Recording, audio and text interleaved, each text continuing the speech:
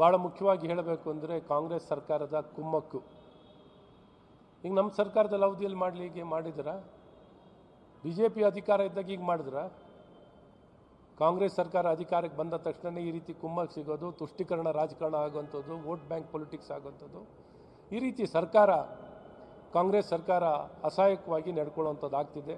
ಈ ಘಟನೆ ಒಂದಲ್ಲ ಎರಡಲ್ಲ ಬಾರಿನೂ ನೋಡ್ತಾ ಇರೋಂಥದ್ದು ಆಗ್ತಿದೆ. ನಿಜಕ್ಕೂ ದುಃಖಕರ, ಖಂಡನೀಯ. ನಮ್ಮ ದೇಶ, ನಮ್ಮ ಸಂಸ್ಕೃತಿ, ಸರ್ಕಾರದ ಅಧಿಕೃತ ಕಾರ್ಯಕ್ರಮ ಇದು. ಸರ್ಕಾರನೇ ಛತ್ರಪತಿ ಶಿವಾಜಿ ಮಹಾರಾಜರ ಜಯಂತಿಯನ್ನು, ಜನ್ಮ ಜಯಂತಿಯನ್ನು ಆಚರಿಸುವಂಥದ್ದು ಅಧಿಕೃತವಾಗಿ ಘೋಷಣೆಯನ್ನು ಮಾಡ್ತಿರೋ ಕಾರ್ಯಕ್ರಮ. ಅಧಿಕೃತವಾಗಿರೋ ಈ ಕಾರ್ಯಕ್ರಮವನ್ನು ಈ ರೀತಿ ಮಸೀದಿಯನ್ನು ಬಳಕೆ ಮಾಡ್ಕೊಳ್ತಿರೋದು, ಕಲ್ಲೆಸೆತ ಮಾಡೋವಂಥದ್ದು, ಅದರ ವಿಶೇಷವಾಗಿ ಎಲ್ಲ ಪ್ರಭಾವಿ ಸಚಿವರು ಇವರೆಲ್ಲ ಒಂಥರ ಇರೋಂಥ ಕ್ಷೇತ್ರಗಳಲ್ಲಿ ಈ ರೀತಿ ಘಟನೆ ನಡೀತಿರುವಂಥದ್ದು. RSS ಕಾರ್ಯಕ್ರಮ ನಡೆದಾಗ 100 ಚೆಕ್ ಲಿಸ್ಟು, 100 ಸಮಸ್ಯೆಗಳ ತಂದಿಟ್ಟು. ಆದರೆ ಇವತ್ತು ಈ ಮಸೀದಿಯಿಂದ ಕಲ್ಲೆಸೀತಾರಲ್ಲ, ಅವ್ರಿಗೇನು ಮಾಡ್ತಾ ಇದ್ದೀರಾ ನೀವು?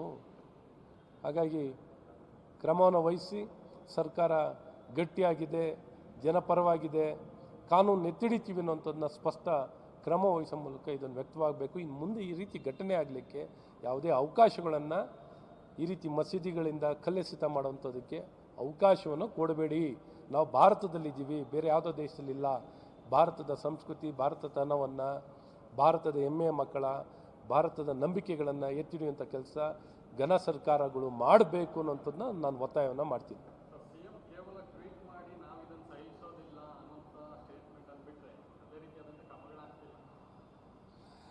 ಅದೇ ಮುಖ್ಯಮಂತ್ರಿಗಳು ಟ್ವೀಟ್ ನೋಡ್ತೀನಿ, ಕೊನೆ ಉಸಿರಿರೋವರೆಗೂ ನಾವು ಸಾಮಾಜಿಕ ನ್ಯಾಯ ಕೊಡ್ತೀವಿ. ಸಾಮಾಜಿಕ ನ್ಯಾಯ ಅಂದರೆ ಏನು ಅಂತ ಮುಖ್ಯಮಂತ್ರಿಗಳು ಕೇಳಬೇಕು. 50 ವರ್ಷ ಪೂರೈಸಿದ್ದಾರೆ ಈಗ. ಹಂಗಂದ್ರೆ ಏನು? ಬರೀ ರಾಜಕೀಯದ ಭಾಷಣನ? ಗುಣಮಟ್ಟದ ಶಿಕ್ಷಣ ಕೊಡೋದು ಬಿಟ್ಟು ಕಳಪೆ ಶಿಕ್ಷಣ ಕೊಡ್ತಾ ಇದ್ದೀರಾ, ಕಳಪೆ ಗುಣಮಟ್ಟದ ಶಿಕ್ಷಣ ಕೊಡ್ತಾ ಇದ್ದೀರಾ, ಕಳಪೆ ಗುಣಮಟ್ಟದ ಆರೋಗ್ಯ ವ್ಯವಸ್ಥೆ ಕೊಡ್ತೀರಾ, ಕಳಪೆ ಮಟ್ಟದ ಆಡಳಿತ ಕೊಡ್ತೀರಾ, ಸೇವೆಗಳನ್ನು ಕೊಡ್ತೀರಾ, ಕಳಪೆ ಕಾಮಗಾರಿಗಳನ್ನು ಮಾಡ್ತೀರಾ, ಭ್ರಷ್ಟಾಚಾರ ಮಾಡ್ತೀರಾ. ಇದು ನಿಮ್ಮ ಕೊನೆ ಉಸಿರಿಗೋರೋದು, ನೀವು ಭದ್ರಾಗಿರೋದು ಇಂಥದಕ್ಕೆ ಜನ ಇದಕ್ಕೆ ನಿಮ್ಗೆ ಅಧಿಕಾರ ಕೊಟ್ಟಿರೋದು. ಈ ರೀತಿ ಕಾನೂನು ಸುವ್ಯವಸ್ಥೆಯನ್ನು ಕೊಡಿ ಅಂತ ಬರೀ ಬುರ್ಡೆ ಭಾಷಣಗಳನ್ನು ಕೊಡ್ತೀರಾ. ನಿಮ್ಮ ಬದ್ಧತೆಯನ್ನು, ನಿಮ್ಮ ಕೆಲಸದ, ನಿಮ್ಮ ಅನುಭವದ ಮೂಲಕ ತೋರಿಸಿ ಅಂತ ನಾನು ಕೇಳ್ಕೊತೀನಿ.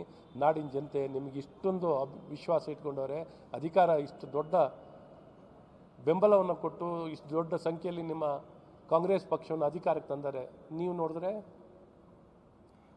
ಜನರ ವಿಶ್ವಾಸಕ್ಕೆ ದ್ರೋಹ ಬಗಿತಾ ಇದ್ದೀರಾ. ಹಾಗಾಗಿ ನಿಮ್ಮ ಈ ನಿಲುವುಗಳು ಖಂಡನೀಯವಾಗಿದೆ. ತಕ್ಷಣ ಕ್ರಮ ವಹಿಸಿ, ಕೇವಲ ಮಾತಿನಲ್ಲ ಕೃತಿಯಲ್ಲಾಗಬೇಕು ಅನ್ನೋಂಥದ್ದು ನಮ್ಮ ಒತ್ತಾಯವಾಗಿದೆ.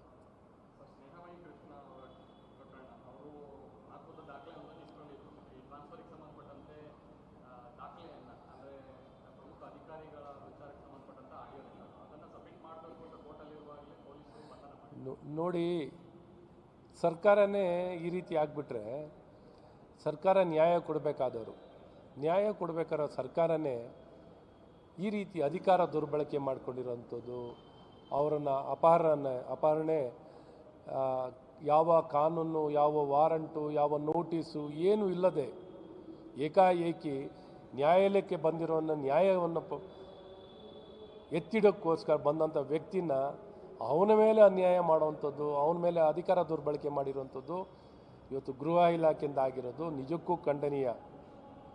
ನ್ಯಾಯಾಲಯದ ಒಳಗೇ ಇಂಥ ಕ್ರಮವನ್ನು ಗೃಹ ಇಲಾಖೆ ವಹಿಸಿರುವಂಥದ್ದು ಎಷ್ಟು ಮಟ್ಟಿಗೆ ಸರಿ ಇದೆ. ಇವತ್ತು ಅದನ್ನು ಎಳೆಯೋಕ್ಕೆ ಬಂದಿರೋಂಥ ವ್ಯಕ್ತಿ, ಎಳೆಯೋಕ್ಕೆ ಬಂದಿರೋಂಥ ವ್ಯಕ್ತಿ ಮೇಲೆ ನೀವು ಅಧಿಕಾರ ದುರ್ಬಳಕೆ ಮಾಡ್ತೀರಲ್ಲ, ಏನು ಸರ್ಕಾರ? ಯಾವ ಸರ್ಕಾರ ಇದು? ಕಾಂಗ್ರೆಸ್ ಸರ್ಕಾರ. ಏನಾಗಿದೆ ನಿಮಗೆ? ನನ್ನಂತೂ